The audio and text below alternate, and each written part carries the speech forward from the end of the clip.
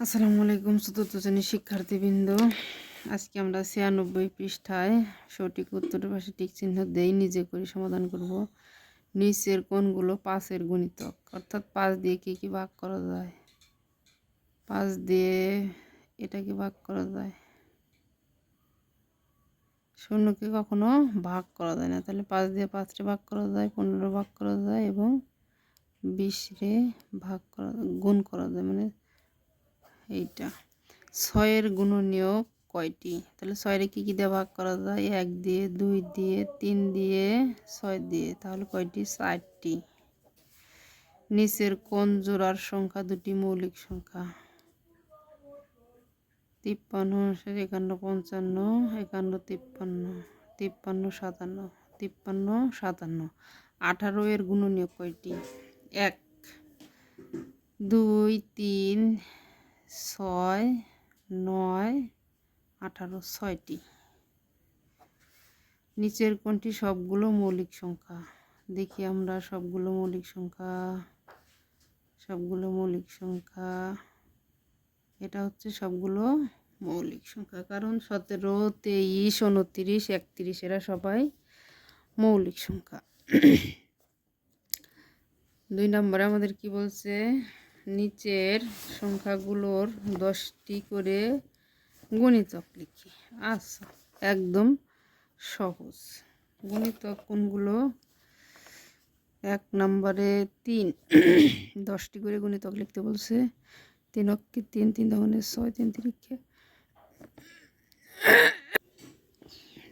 3 দোকানে 6, 3 তিরিক্ষা 9, 3 4 12, 3 5 15, 3 6 18, 3 7 21, 3 8 24, 3 9 27, 3 10 30। 2 নম্বরে 4, 4 কত? 4 4 দোকানে 8, 3 4 12, 4 4 16, 4 4 20, 4 6 24, 4 7 28, 4 8 30, 4 9 36, 4 10 40।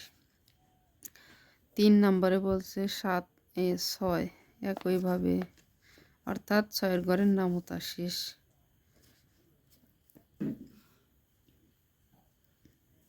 3 নম্বরে কি বলছে?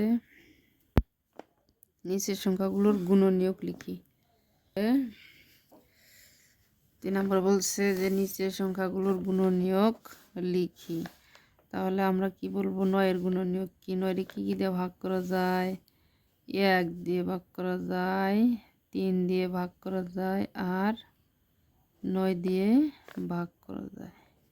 শেষ 9-এর গুণনীয়ক। তারপরে 2 নম্বরে কি বলছে? 12-এর গুণনীয়ক। 12-এর গুণনীয়ক। তাহলে 12-রে কি দিয়ে ভাগ করা যায়? 1 2 3 4 6 12। তারপর 3 নম্বর হলো 15-এর গুণনীয়ক। 3 নম্বরে কি? 15-এর গুণনীয়ক।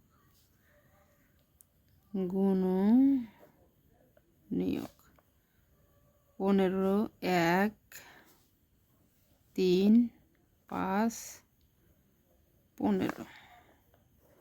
4 নম্বরে কি বলছে আমাদের? 18-এর গুণনীয়ক। 18-এর গুণনীয়ক কি দিয়ে ভাগ করা যায়? 1 2 3 6 9 18। 5-রে কি দিয়ে ভাগ করা? 5 নম্বর কি বলছে? 24-এর গুণনীয়ক। 24-এর গুণনীয়ক। 24-রে কি দিয়ে ভাগ করা যায়? 1 দিয়ে, 2 দিয়ে, 3 দিয়ে, 4 দিয়ে, 6 দিয়ে, 8 দিয়ে, 9 দিয়ে, না 9 দিয়ে যায় না, 12 24। এখন আমরা যদি এটার সাথে এটা গুণ করি তাহলে এই ফল কিন্তু অটোমেটিক হবে।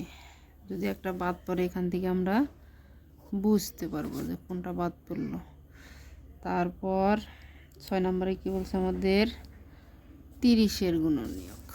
6 নম্বরে 30-এর গুণনীয়ক।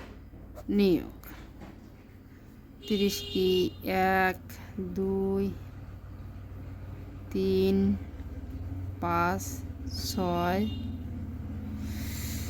তারপর আছে 1 2 3 4 5 6 10 15 30। এখন আমরা একই সাথে 30 গুণ করলে 3 30 15 দশে 30 3 10 30 5 6 30 হয়ে গেল আমাদের সকল গুণনীয়ক নির্ণয়।